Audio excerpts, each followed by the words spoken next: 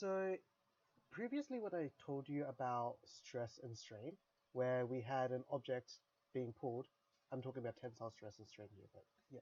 So we had an object being pulled with an amount of force, and it had its own cross-section area. I'm going through this like for the 10th time, so please do excuse me here. We have our cross-sectional area, and we considered that our stress is equal to the force divided by the original cross-sectional area. Now, for most applications, this definition of stress works perfectly fine. Like, we just have a force, we have an area, divide the two, and you just get a nice wholesome number here.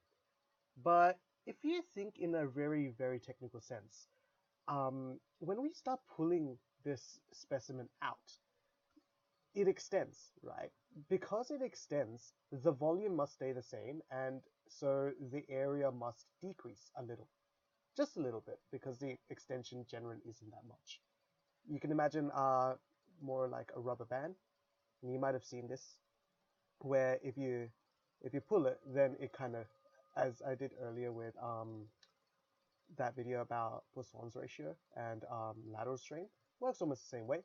It is actually the same effect, but where because you extended it, the volume stays the same, so it must necessarily get thinner.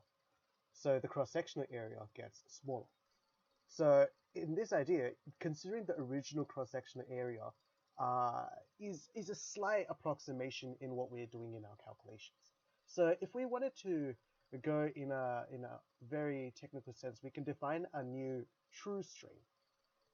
Yeah, so this true strain would be the force experience, so divided by, I'll call this like my real area or constrained area. I'll call this like a dash. The dash in our case is like the other area, not like a derivative. Yeah. Yeah.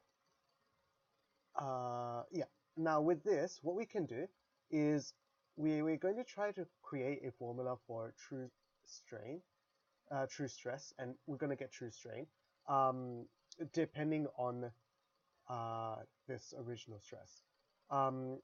Yeah, for those of you who just straight up wants the formula is just the original stress, the engineering stress as we call this, engineering stress, multiplied by 1 plus the engineering strain. So it's just the normal strain that we dealt with, and where we said that strain is equal to the change in length divided by the original length. Yeah. So this guy's that. This guy's that. And then that's just the formula if you want to skip it right to the end. The crux of this video is just derivation of that. So where we have, so the volume at any 2 points in time, we're going to say that it's going to be the same. So what I'm saying is that the length initially times the area, I'm just going to go with this A, is equal to the length final times A dash. So the volume, length times area, must stay the same. That's all I'm saying. Now from here, what we can do is we can write A and A dash like in terms of one another. So now I'll try making A dash the subject, so I can have Li over Lf times the area equals A dash. So just rearranging there. Now I can also write this in terms of something else, where I have, let me pick this up. I'm going to just throw this over on the side.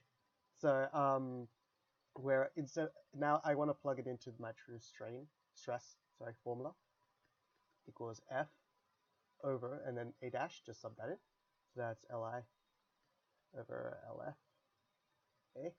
Now what I can do is I can just put the F and A together, just clump that together, and I can like flip this. So I can say Lf over Li, that's I, and then I can say times F on A.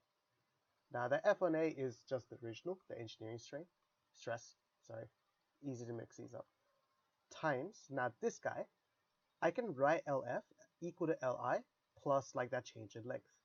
I could say Lf is equal to Li plus the change in length, because that's all it is. It's just the original length plus however much change that I had, divided by Li. Now Li over Li, that's going to be just 1. And then this right part is our original engineering strain. That's what we defined it as. So that's engineering stress, or just this original stress that we talked about. And then 1 plus, like the original strain that we talked about. I'll wrap up for this video. Next video, I'll talk about a derivation for the true strain.